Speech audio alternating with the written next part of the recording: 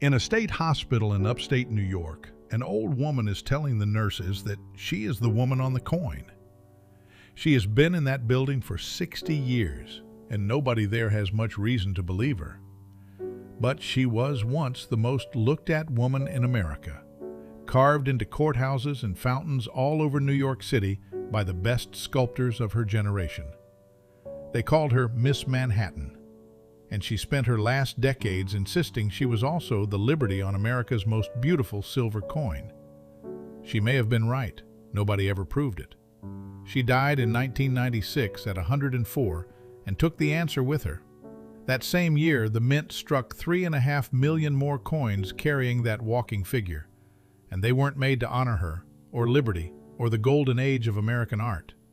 They were made to solve a storage problem. This is the story of the American Silver Eagle. Start with the storage problem. After the Second World War, the United States built the National Defense Stockpile on simple and slightly grim logic. If the country ever fought another global war, it could not stand in line behind foreign suppliers for the raw materials war runs on. So the government bought the essentials and stored them away: tin, rubber, manganese, cobalt, and silver. An enormous amount of silver, bought for a war that never came. By the early 1980s, Washington was looking at that stockpile the way you look at a storage unit you've been paying for since 1974. Congress wanted it sold, the deficit was enormous, and the silver sat there. And here is the strange part, the part that explains everything after it. The government began saying out loud that it meant to sell. It didn't sell anything. Not 1 ounce left the building, and the price of silver fell anyway, because every trader on earth saw what was coming and moved first. Nothing had changed except a sentence somebody said out loud. A government can knock the bottom out of a market simply by clearing its throat. To a man in Washington, that is an interesting economics problem. To a man at the top of a mine shaft in northern Idaho, it is his livelihood evaporating because of a press release. Idaho is known for potatoes, but Idaho also sits on one of the richest veins of silver ever found in the Western Hemisphere. And the senior senator from Idaho was a lawyer named James McClure. He did the arithmetic for the men in his state who pulled that metal out of the ground, and instead of trying to block the sale, he proposed something better. Don't dump the silver, McClure argued. Coin it. Strike it into a beautiful 1 ounce coin, guarantee it with the seal of the United States government, and sell it one piece at a time. The Treasury still gets its money, more of it, because a struck coin sells for a premium over raw metal. It just doesn't arrive as a single hammer blow. The silver leaves the warehouse the way water leaves a bathtub, instead of the way water leaves a dam. He introduced a bill in 1982, and it died. He introduced it again in 1983, and it died again. Most legislators would take the hint, but McClure took a different lesson. Go find a bill already moving. And in 1985, one bill was moving very fast indeed. The Statue of Liberty was turning 100, and she was in rough shape, wrapped head to foot in scaffolding, and Congress had a bill on the floor authorizing commemorative coins to pay for her restoration. Nobody in any election year ever held votes against the Statue of Liberty. McClure attached his idea as an amendment, and it passed by voice vote the same day. So the most successful bullion program in history came into existence as a rider on somebody else's bill. Which brings up something you'll hear constantly, and which is almost certainly untrue: that the Silver Eagle paid to restore the Statue of Liberty.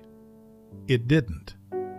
That money came from the other half of the same law, from 3 commemorative coins issued in 1986, each carrying a surcharge that went straight to the Restoration Fund and raised some $78 million.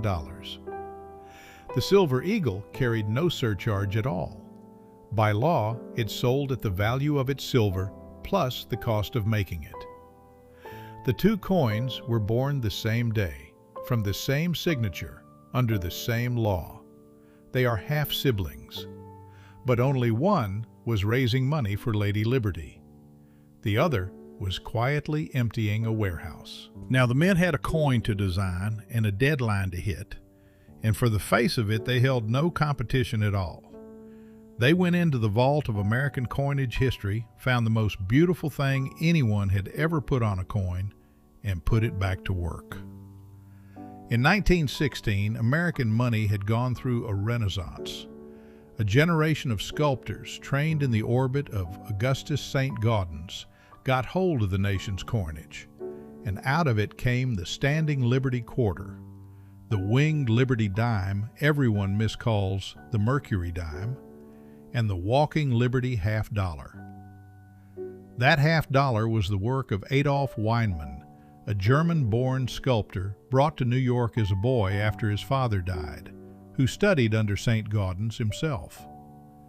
It ran until 1947, then sat in the ground for 39 years. And if you've been following these stories, you know what the mint did on the gold side that same year, because it's the same move.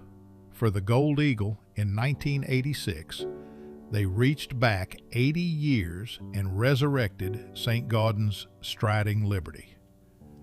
In 1 year, the United States brought back its two greatest dead masterpieces and put them into mass production side by side.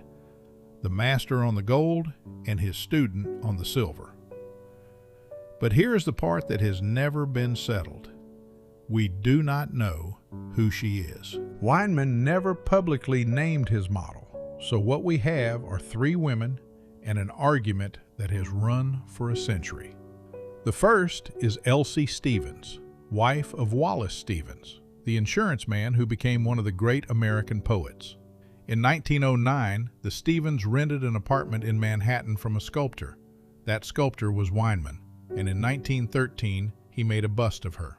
Her family said for generations that she was the face on his coins, and that was treated as a charming legend until a Stevens scholar published correspondence between Weinmann and the family that made it much harder to wave away. The second is the woman in the hospital, Audrey Munson, the great model of the Beaux-Arts era, who posed for Weinmann for years and said publicly that she was the walking liberty. Late in life, the nurses called her the dime lady. The third name is one you almost never hear, and it may be the most interesting of the three. Hetty Anderson was a professional artist's model from South Carolina, a black woman working at the top of the New York art world at the turn of the century, in a world happy to use her and then declined to print her name. She posed for St. Gaudens. She is a victory on his Sherman monument. She was almost certainly the Liberty on his $20 gold piece, and she wasn't credited for it until the 1980s, 80 years late. And the reason her name belongs here is a description of his model that comes down to us from Weinmann himself. He said she was the most remarkable model he had ever seen, that she came from a fine Southern family, that she was a professional, that she had posed for St. Gaudens, that she lived quietly with her mother uptown, and that she was past 40 when he made the design. Hetty Anderson fits every line of that. Elsie Stevens fits none of it, and Audrey Munson was younger still. That's a striking match, but it's a match to a remembered description rather than a signed document, and it's also possible Weinmann used more than one model, as sculptors did all the time. One woman's figure, another woman's face. What we can say plainly is this: three women have a real claim on the most famous walking figure in American art. Not one was credited in her lifetime, and the one who fits Weinmann's own description most exactly is the one whose name took 80 years to surface. Then something happened nobody planned for. By 2002, the warehouse was nearly empty, and the law said the silver had to come from the stockpile. So the coin should have ended. Instead, Congress passed a new law letting the Treasury buy silver on the open market to keep making them. A coin invented to dispose of surplus war metal had become so popular that the government began buying silver on the very market it had once been terrified of disturbing, purely to keep the coin alive. And what you get for your money is refreshingly simple. 1 full troy ounce at 99.9% purity every year with no transition date to check. The face value says $1, and that dollar has been a polite fiction since the first day. In 2021, the coin changed for the first time. Off came the heraldic eagle a mint engraver named John Mercanti had drawn in 1986, and in its place went Emily Damstra's bald eagle coming in to land, an oak branch in its talons, carrying it home the way an eagle does when it's building a nest. The obverse got a quieter change that may be the more meaningful one. The mint went back toward Weinman's original 1916 work and restored something missing since 1986. His initials, tucked beneath the words, "In God We Trust." The artist's signature back on his own coin, 105 years after he cut it. Asked about his design being retired, Mercanti said 4 words: "Nothing lasts forever." So look again at that coin. It exists because a country stockpiled metal for a war it never had to fight, then found it couldn't sell the stuff without ruining the people who mined it. And it outlived the very warehouse it was built to empty. It carries a design dead and buried for 39 years, cut by a student of St. Gaudens, walking beside the master's own liberty on the gold coin struck that same year. And on the front is a woman walking toward the same sunrise since 1916. And we still cannot say who she was. Maybe a poet's wife. Maybe the most photographed model in America, who died forgotten, still telling people it was her.